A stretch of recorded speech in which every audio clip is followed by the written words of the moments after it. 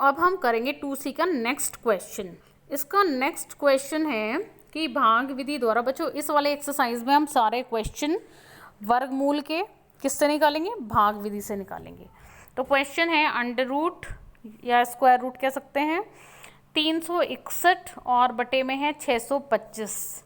तो ऐसे क्वेश्चन को कैसे हल करेंगे, इसके लिए पहले आपको 361 का वर्गमूल निकालना है भाग विधि से, जैसे अभी हम करते आए हैं वैसे, और फिर 625 का वर्गमूल निकालना है वो भी भाग विधि से।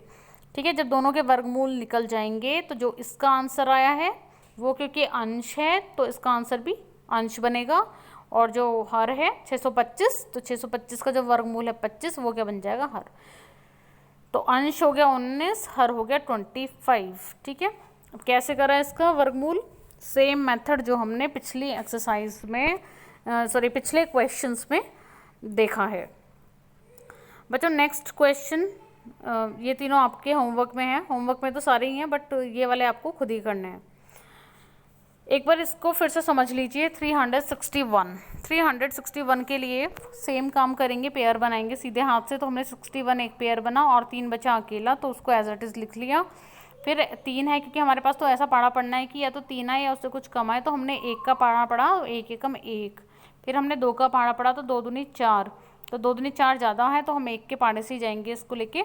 तो 1 1 जा 1, तो 1 यहाँ भी लिखा, यहाँ भी लिखा, यहाँ 3 जगह हमने लिखा, तो 1 1 मिलके हो गया 2, और यहाँ पर भी 1 क्योंकि 1 1 जा 1, तो 1 आ गया यहाँ पर, और 3 में से जब 1 गया तो यहाँ बचा 2, और नेक्स्ट पेयर हमने नीचे लिखा तो 61 हो गया। और इन दोनों को यहाँ ऐड करा, तो ऐड करने के बाद यहाँ पर आ गया 2। ठीक है, अच्छा अभी क्वेश्चन आता है कि 261 हमारे पास है लाइंस के अंदर, ये रहा। ठीक है, तो क्वेश्चन ये आता है कि 2 के साथ में ऐसा क्या लिखा जाए कि 261 आ जाए। तो हमने 1 से शुरू करा, तो जब हमने 2 के साथ में 1 लिखा तो हमारे पास आया 21।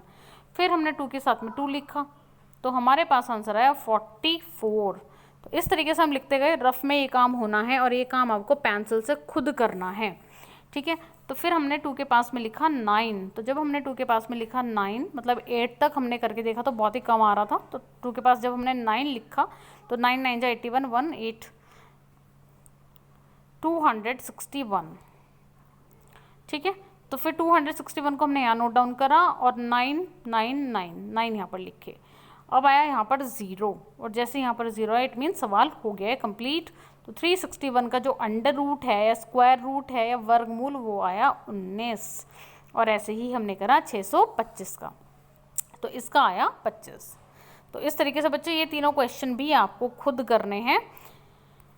नेक्स्ट क्वेश्चन है 23 सही, इसको जो है ये सही बटे में लिख लेंगे पहले। 23 सही 394 बटे 729, तो इसको सही बटे में लिखने का सेम तरीका रहेगा जो हमने अब तक सीखा है, और आगे भी जब भी आप पढ़ेंगे तो ये एक ही तरीका है इसको सॉल्व करने का कि इन दोनों की करो गुणा, और गुणा करने के बाद गुणा करने के बाद जो भी है उसमें 394 को ऐड कर दो।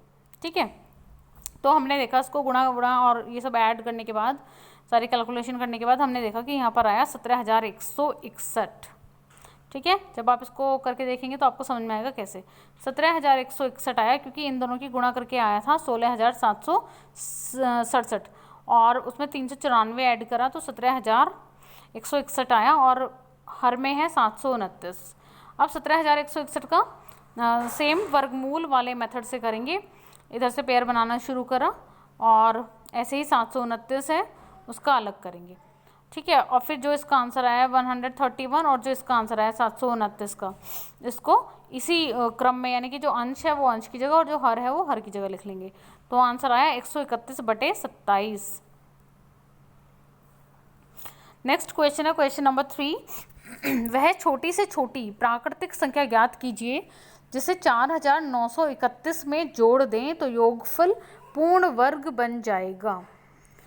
बच्चों इसे देखेंगे, अब यहाँ पर इन्होंने पूछा है कि छोटी से छोटी संख्या बताओ जिसको इसमें जोड़ें। जोड़ने का मतलब क्या है कि यानी कि पूर्ण वर्ग नहीं है, क्योंकि जोड़ने के बाद ये कह रहे जोड़ने के बाद पूर्ण वर्ग बनेगा, तो इसका मतलब यह है कि अभी तक यह संख्या पूर्ण वर्ग संख्या नहीं है। अब पूर्ण वर्ग क्या होता है बच्चों? पूर्ण वर्ग होता है, मान लीजिए हमारे पास 9 लिखा हुआ है, ठीक है, तो 9 क्या है? एक पूर्ण वर्ग है। क्यों है पूर्ण वर्ग? क्योंकि इसके क्या है, 2 बार जो इसके मतलब पेयर मिल रहा है ना, मल्टीप्लाई करने के बाद जो नंबर है उसकी खुद से मल्टीप्लाई करने के बाद क्या आएगा आंसर 3, अगर इसका वर्गमूल निकालें, ठीक है। और 16 है ऐसे ही, 16 को हम क्या लिख सकते हैं 4 × 4, तो ये भी पेयर बन गया। तो 16 का अगर अंडर रूट निकाले तो क्या आएगा 4 आएगा। तो ये 16, 9, 25 और 36, 49, 64, 81, 100 है ना, 121, ये सारी संख्याएं क्या हैं, ये सारी संख्याएं पूर्ण वर्ग संख्याएं हैं, क्योंकि इनका वर्गमूल बहुत ही आसानी से निकल जाता है, ठीक है। अब पूर्ण वर्ग संख्या कौन सी नहीं होती जिसका वर्गमूल नहीं निकाला जा सके, है ना। तो अब यहाँ पे इन्होंने बोला कि इसमें क्या जोड़ें कि ये पूर्ण वर्ग संख्या बन जाए। इसका मतलब यह है कि 4931 पूर्ण वर्ग संख्या नहीं है। तो पहले हमें वो संख्या फाइंड आउट करनी है जो इसमें जोड़ी जाए इसको पूर्ण वर्ग बनाने के लिए।